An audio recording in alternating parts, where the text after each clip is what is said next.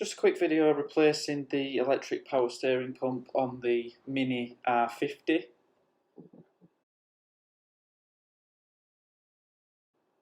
And this is the new reconditioned pump.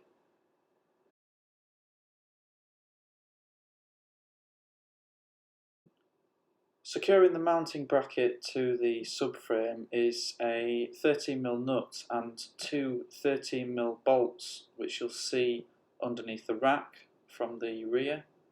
I've already removed the nut, and once the bolts and the nut are removed, you'll see that the mounting bracket is quite loose, but we'll disconnect the power steering fluid feed to the rack. This is another 13mm bolt, and once the pipe is removed, we can allow the pump and reservoir to drain of power steering fluid.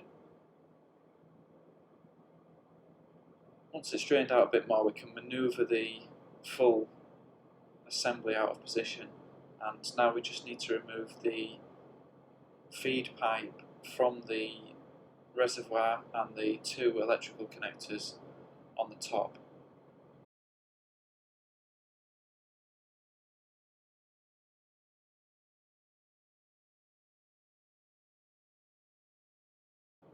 Once we've got the old power steering pump off the car, we need to remove these 10mm nuts and transfer this cage to the new power steering pump. There's also the second bracket that needs to be transferred over, and this is held on with two T40 torque screws. Once we've got the mounting bracket fitted to the new pump, then we can refit reversal of removal.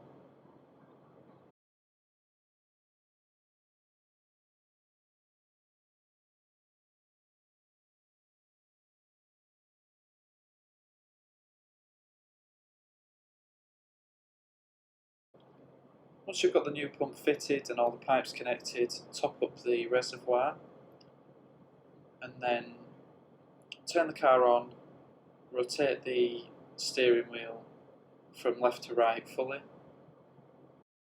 which is the usual procedure for actually bleeding a rack, but you may as well do this just to check the operation of the new pump.